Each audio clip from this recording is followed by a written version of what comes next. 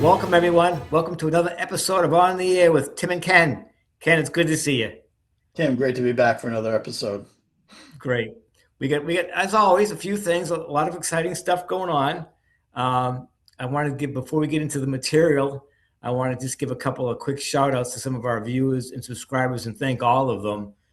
This week we heard from some folks and they're celebrating their birthdays. So just a quick shout out to some viewers. Tom and Dave, they have the birthday on the same day.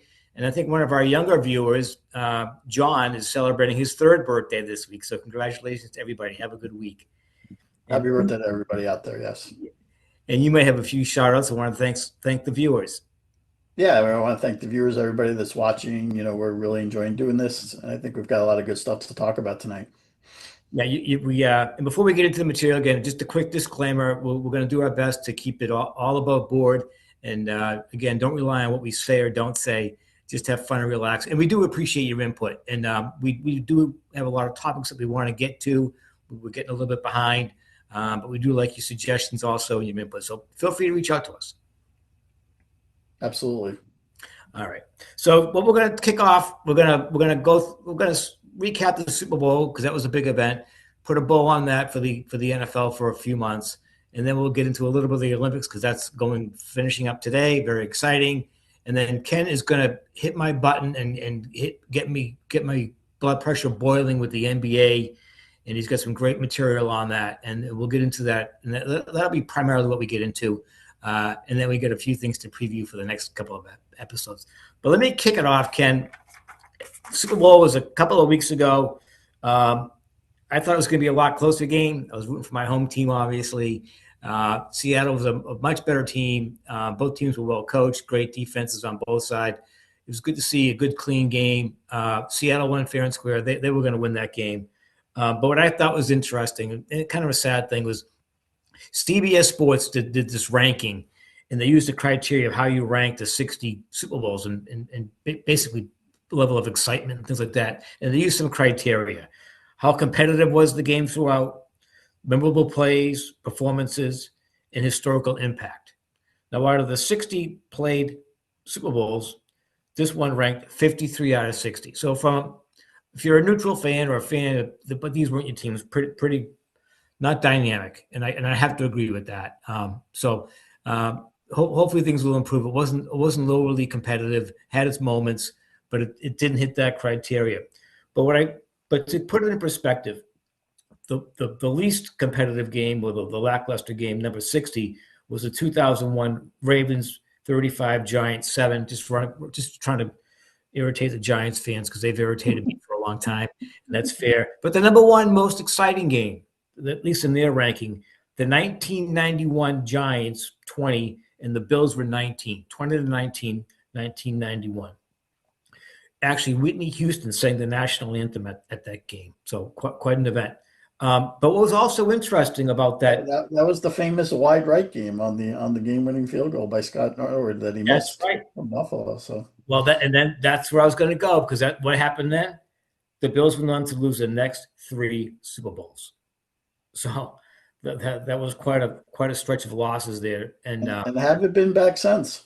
No, and you see where they've been. They've been right there, and is that window closing? Who knows? But their coach isn't going to be there to see it. But so you see what happens when you lose a game. But in any event, I think Seattle and New England will be competitive for years to come. At least I hope so. All right, I want to get into the Super Bowl itself. Just a comparison, just to kind of recap everybody.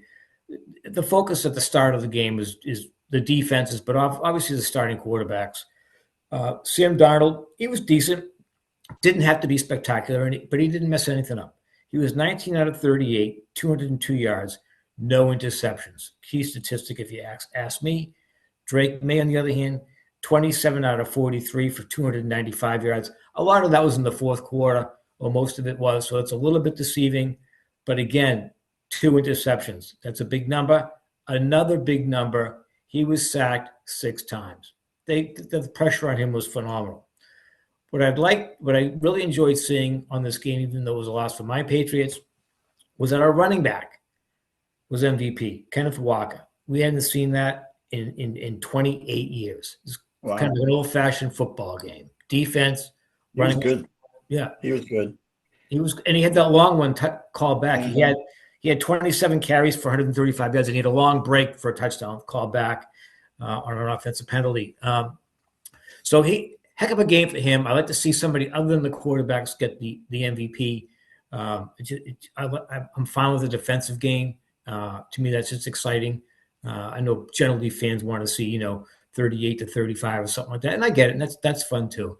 But defenses are just as important, and in this game, defense was most important. Two very well coached teams by two up and coming superstars at the coaching level. Phenomenal. The game was clean. I thought the refs did a fine job. And overall, I thought it was very well managed. Um, and what can I I say? thought it was a good game. Yeah, I thought it was a little better than 53 out of 60. I mean, it was close for a while. It wasn't the most exciting. Some of those blowout games, right, where you were turning off at the first quarter for like a decade, right, when the 49ers were running it up on people and Yeah, so I was a little surprised that it was 53. I think my biggest takeaway from it was the injuries to Drake May and Will Campbell, yeah, and I don't think it would have changed the outcome. But we've talked about betting on our podcast for a while now, and those probably the two most important positions on offense. And you had, Mattress Mac and the yep, rapper Drake both make multi-million-dollar bets on the Patriots to win. I think they would have wanted to know that before they placed those bets that those injuries were out there. yeah. And it's just I think continuing that this integrity of the game is really in question when you have gambling partners. Drake, the rapper Drake said after the game he's done betting on sports, and I know the NFL is all well. We can't disclose that. Seattle have a competitive advantage, but I don't know. I just thought, and I think the Patriots gave no help to Will Campbell. You and I were texting during the Yeah, game, yeah. getting back to the game, that they just gave him no help and they knew he had a knee injury. And I thought that was a big part of the Pats' demise during the game. I was surprised they didn't make an adjustment, like you said, leave somebody in there to help support him. He clearly needed some help. It wasn't, he wasn't, there was a lot of pressure coming there, and he was overmatched, and he had an injury. So the Patriots didn't seem to make that adjustment. Maybe they didn't think they could, or whatever. Yeah. So I thought that was the big part of the game. I mean, we were texting live time during the game, and he was getting beat on every play, and they just never threw anybody on that side of the ball But I to help. agree. Either way, Seattle was They were bound going to to win win the that game. game. Yeah, they were going to win the game. They were going to win that game. So I'm not making excuses or anything like that. Seattle, very great team, great team. My hats off to Seattle. We did get a couple of photos from some of our subscribers that went out to the game. Ken, I heard from Jerry from the Cape. He sent in a photo with him and his buddy Larry. They sent us a nice photo of the two of them at the game and with their good friend in the same photo, Drew Brees. Now, I don't There know you what kind go. of circles these guys were walking, but there's Drew Brees with them before the game inside the stadium. And then he sent us some nice stadium shots from the vantage point of the seats. And then he had a third photo that he sent in. And of all things, it was Larry and Jerry, and they're with Miss Massachusetts, of all people. Her name is Kalai Griffin, and she's out of Worcester, Massachusetts. So she was there for the big weekend. So they said they had a blast. Obviously, the game didn't go the way they had hoped, but they had a lot of fun. I've never been to the Super Bowl, but that's what it's all about. Having fun, celebrating the NFL. Hopefully your team wins. But either way, have a great time if you're so fortunate to go, and they did. So I'm glad they shared Great those. experience that must have been. I'm glad they shared that with us. Now, just to kind of close out for this, Seattle. Um, tell me, you're holding back on me. Are you buying Seattle? I'm not. The price is up to $8 billion. A week ago or a week before the Super Bowl, they thought it would be seven-ish. Now it's up to 8 billion. We'll see where the final price is. Yeah, Um, it's a lot of money. it's a lot of It's a money. It's lot of good for the money. league. And Good for them. so All right. Well, that's enough for the. That it was a great NFL season. I enjoyed the Super Bowl. My team didn't win. I enjoyed the game. Enjoyed all the playoff runs, and congratulations to everybody. Yeah, congratulations, Seattle. And you know, we'll be doing the NFL draft pretty soon. Back in We'll get back April. to Yeah, that. there's not much break. Yeah. So, All right, let's move well, on. The Olympics, they Yeah, end today.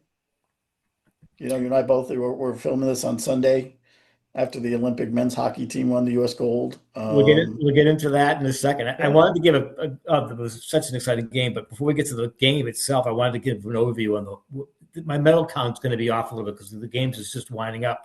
But the U.S. has done very well.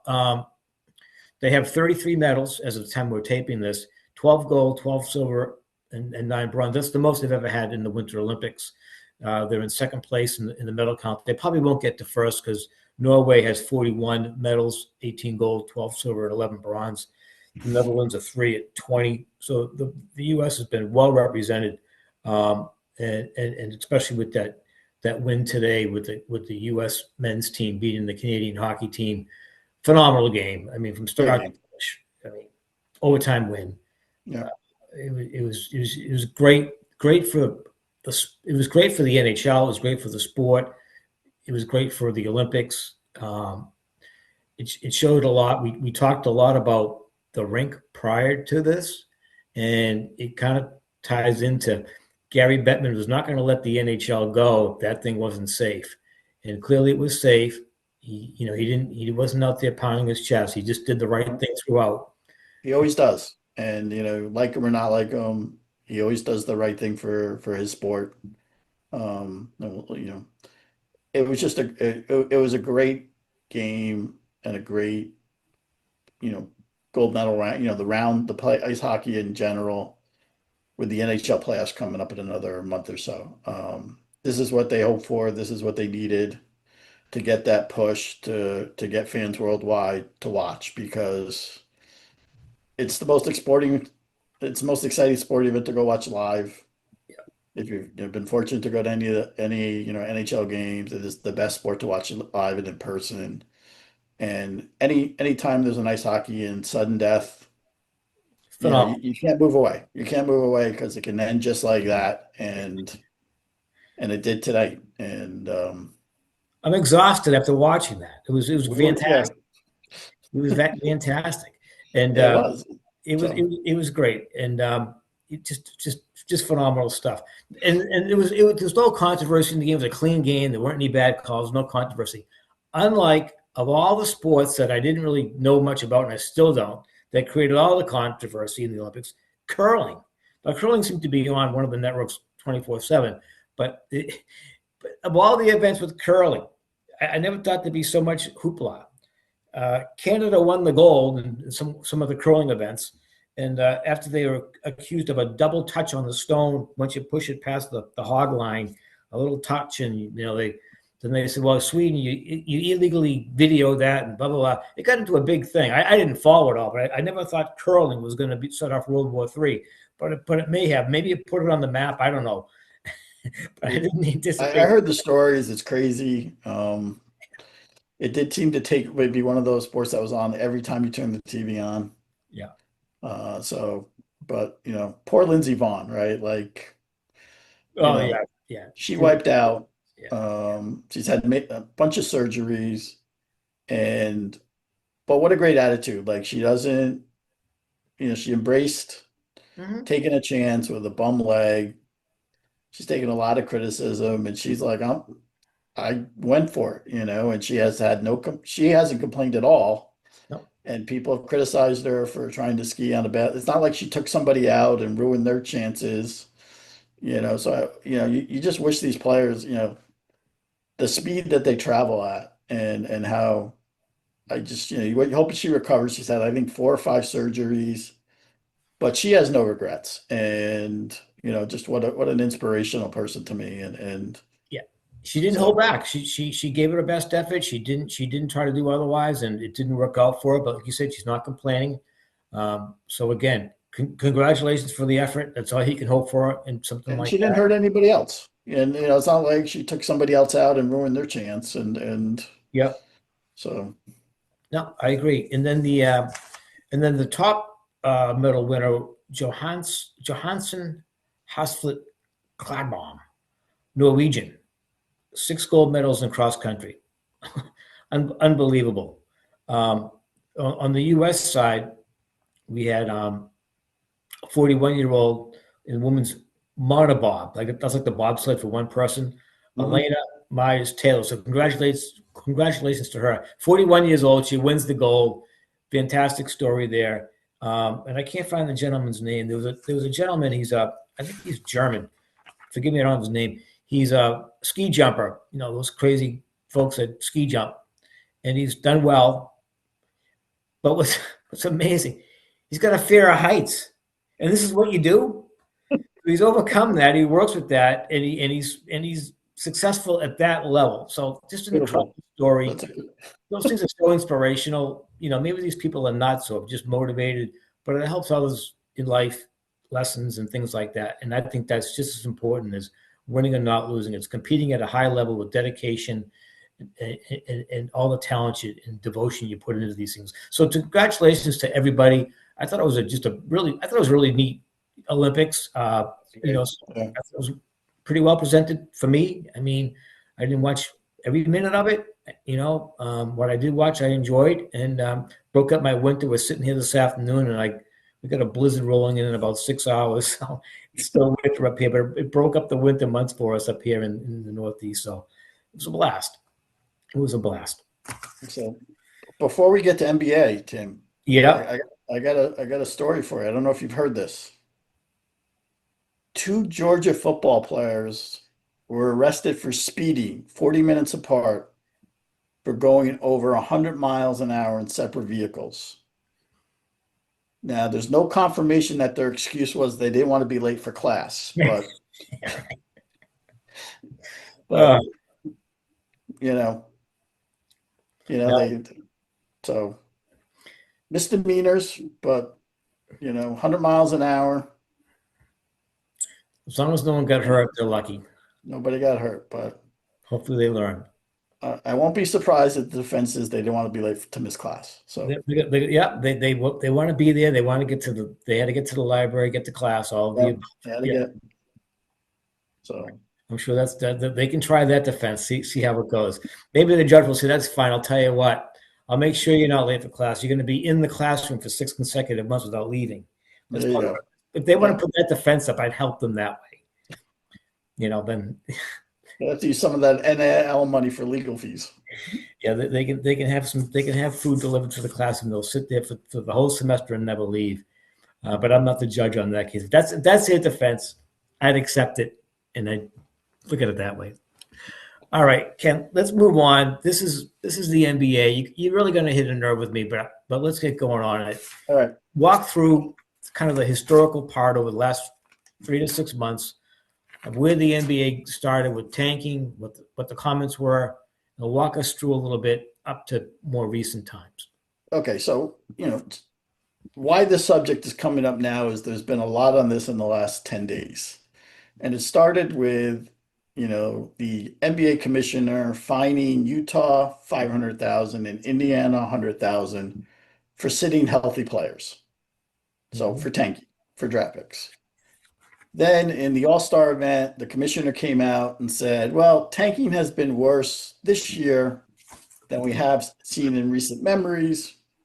And he's considering every remedy, including taking away draft picks. Now, shortly after that, Mark Cuban, former Dallas Mavericks, majority owner, now minority owner, Yep. came out and said the NBA should embrace tanking. Okay, which I know has gotten under your skin a little bit, Oh, and we'll get to that in a second. But just for those of you who watched, we started talking about this back in October on podcast 19 when the Brooklyn Net owner came out and said, we're playing for a draft pick this year. Doesn't matter that they just had 5 first-round picks in the 2025 draft, that they were in a sense going to tank the season to play for a draft pick this year. And we've talked about a couple of episodes since, like take away their draft first round pick, move it to the end of the first round, that they really needed to be punished for the thing that they covet most, this draft pick. And we're going to get to in a few minutes that it's not even a good strategy when you look into the numbers. But I know you have a lot to say about what Mark Cuban said, that really struck a nerve with you. Um, Tell us about Mark. All right, so I got a quote from Mark Cuban. So that's I'm not making this up. I'll just read you the quote. It's only two or three sentences. And what Mark Cuban said about tanking in response to that, he says, "What fans care about is hope. They will get better and have a chance to compete for the playoffs and maybe a ring. The one way to get closer to that is via the draft and trades and cap room. I also think that fans attend games hoping for a game that evening, even if hoping for a game that evening, even if they know players' championships are unlikely." So what he's missing, and he kind of almost got there, is when you go to a game, you're going to root for your team. They could be a huge underdog, but you're hoping for a win. You're hoping for a good play, and you're hoping for an exciting game and a win. So I don't understand the idea of tanking on so many levels. It's wrong. It's wrong on every level in my book. I certainly wouldn't encourage it. It's not fair to the league. It's not fair to the fans. It's not fair to anybody. And you're going to show why it doesn't make sense from a business standpoint anyway. But for him to come out, and he's been fined over different years for saying different things like that. Um, but I just find it really discomforting that he would feel that comfortable to make that statement as a former majority owner and a minority owner, that it's okay to tank a game. Now, in my view, this is just my personal view. Why do we enjoy sports? We enjoy sports because we don't know the outcome. It's not predetermined. It's a live event. The effort, the determination, the talent, the excellence of it all. That's why I like sports. Some people can say, well, I like going there and having a good time and drinking and doing that's fine too. That's part of it. But primarily you're going there for the things that I think I just mentioned. And if you go there, you assume it's implied that these athletes are going to try to a reasonable or the best of their ability. That's implied. I, Um, I look at. I agree with you. I think he's, out of his mind. And then he has the nerve to come out and say, well, game affordability is what the NBA should focus on. Well, he's an owner. Who's setting these prices? right. He's Okay, a billionaire. right? Like, you know, I think it's now almost a bucket list to go to an NBA game if you're a normal Yeah. family. Family of four. Good luck. And you want to see your team win that night. You know that there's only one team that can win the title, okay? But if you're taking kids to a game, you want to see your team win that night. You don't want to see half the players sitting on the bench. You don't want to see, your team not trying. Um, I think he's wrong. I think, when you have that much money, you just can't relate. And I think he totally can't relate to this. So, He's missed the mark. But tell everybody from a numbers standpoint. You told me you did some digging on this. You might have some whiteboards or something you can put up on why, if you want to tank, whether it's good or bad, either way, let people know what the outcome can be from tanking and getting these draft. well, I looked at the first overall pick since 2000. Okay. There's 26, right? You're not going to include Cooper Flag, who just got drafted. He hasn't done Yeah. anything. And LeBron's the GOAT. So if you're going to tank for LeBron, I can understand that. But if you look at the remaining players, okay, that were the number one overall pick, Yeah. the average age is 19.7 years. You're drafting kids.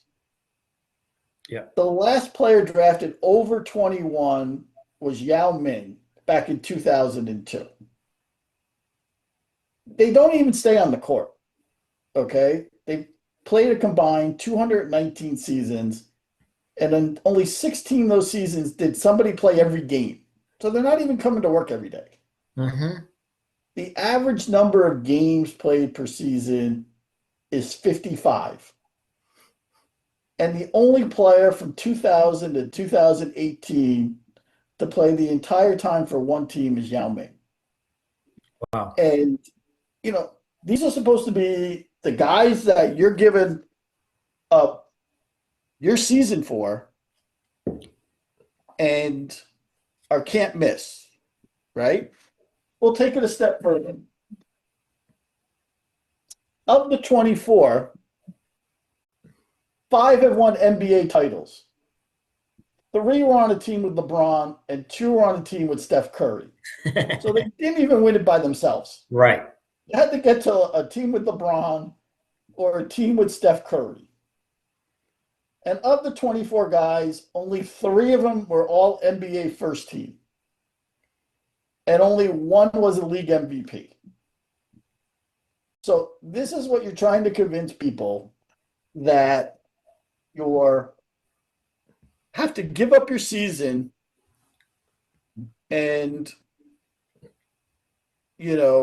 take people's money and Yeah. this is who you're going to draft. Tanking for the higher or better good down the road doesn't pan out. So in my view, that's wrong anyway. But even if that's your argument, it fails. That argument fails. So from what I can see, on every level, tanking is just shouldn't be even in the discussion. But yet, I got to go back to the commissioner. I got to lean on the commissioner.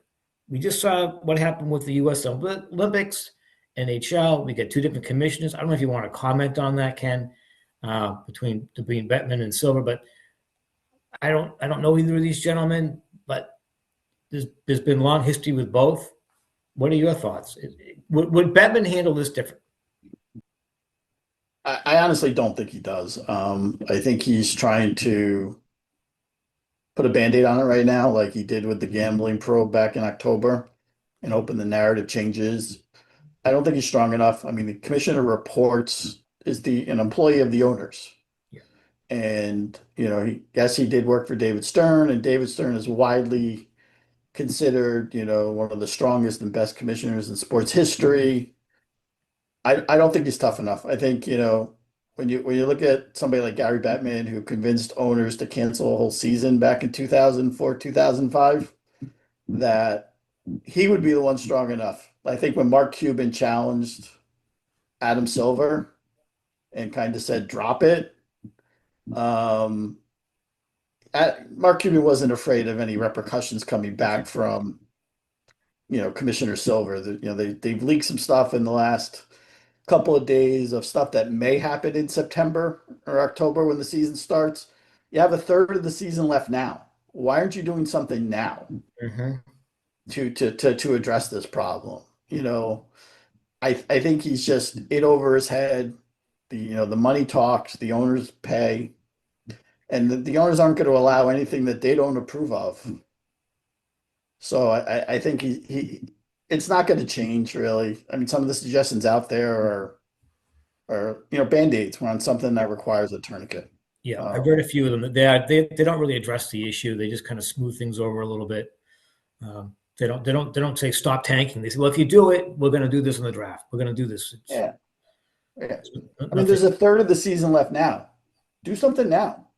Put something in place now. Yeah. So, but Tim, I know you got some legal in your background. Mm-hmm. Is there any legal implications in what this is going on, whether it's criminal or whether it's civil? I mean, you have NBA owners coming out and admitting they're tanking games. They're getting paid, hundreds of millions of dollars in TV streaming revenue. They're getting ticket money. They're obviously not, on the up and up on this. No, Are they subject to any potential litigation? It's a great question. I'm sure it's being looked at by a lot of law firms right now, and lawsuits tend to impact actions going forward and things like that. So I'm sure it could be looked at more from a civil side right now, whether it's a consumer protection or a class action lawsuit. I got this ticket. I bought these season tickets. It's an implied thing that you're going to try to win the game. You're going to try to play at a reasonable level, and you're not playing your stars. You're not playing this. It sounds like a reasonable argument to me, that at least if we get through a summary judgment or the early stage of litigation, so it could go to a full trial. The NBA is not going to want that.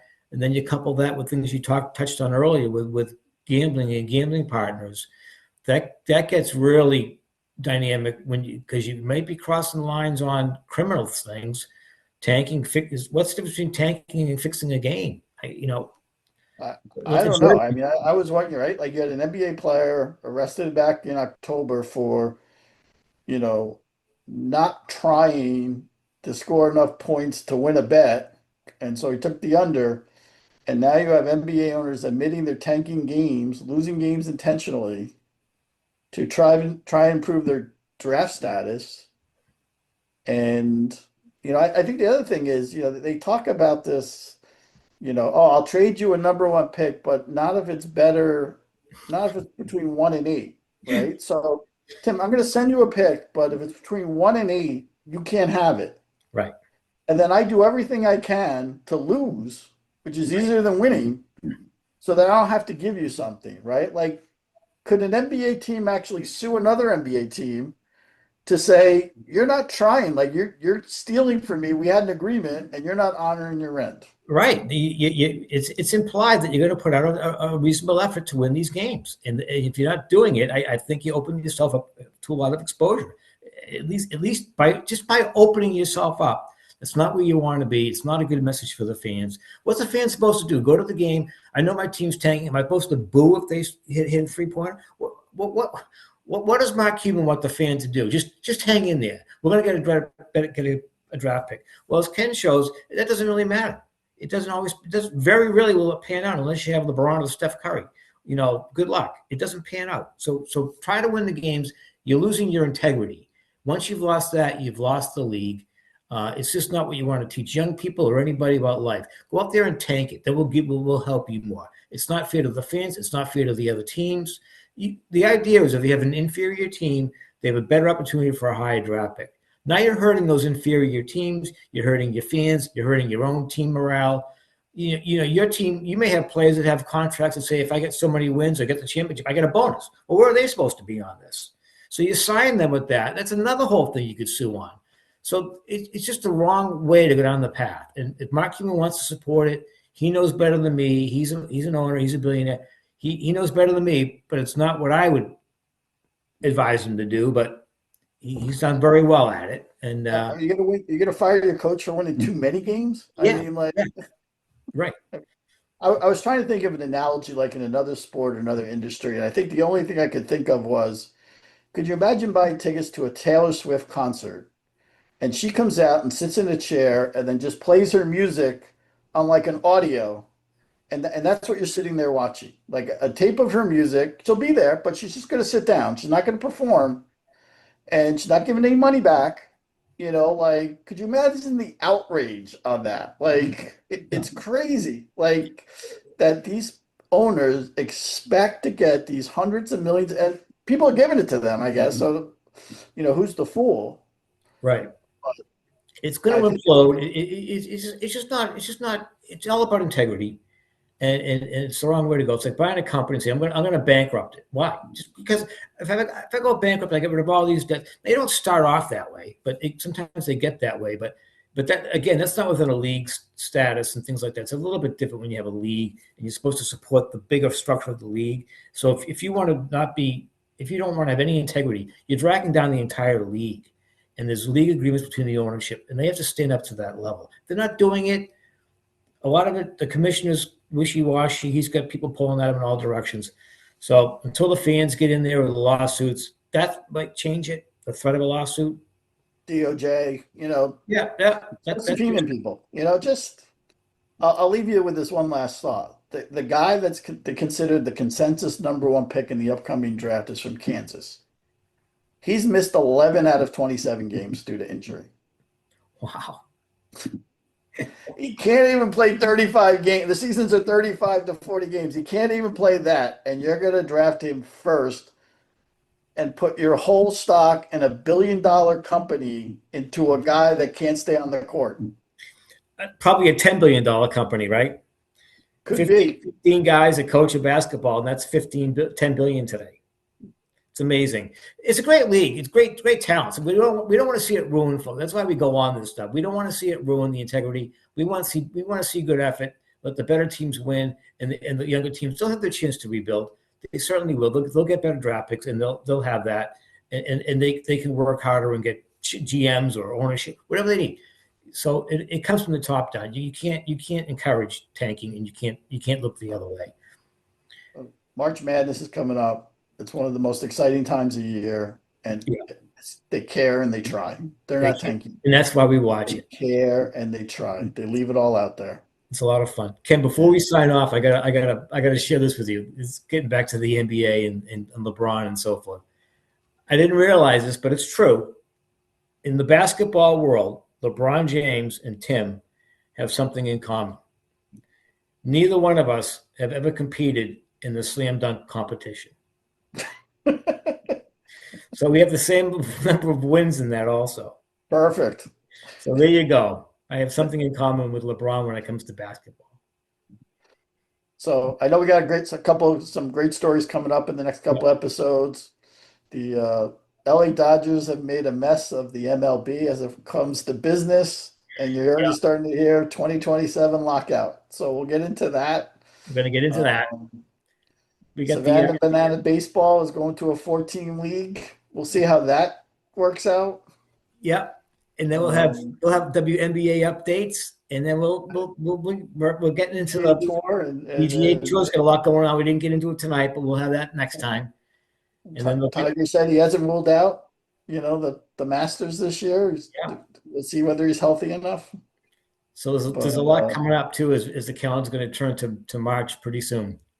yeah, So and the Indiana head football coach got a nice 7-year extension for $13 million for one of the national titles. So nice, nice. as my mom used to say, he'll eat at McDonald's by choice. There you go. And well, Tim, thanks for another great episode. Great seeing Thanks, you. Ken. Ken, thanks for doing that research on the NBA. That laid it out for me. I hope the viewers like that too. Yeah, I know you put a little bit of time into that, so thank you. Thanks everyone for it was watching. interesting, and good luck with the snow today. I won't have power for 2 days. That's fine.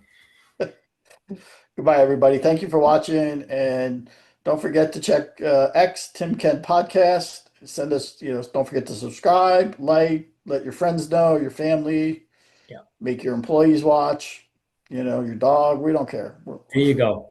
Thanks everyone. Goodbye, everybody.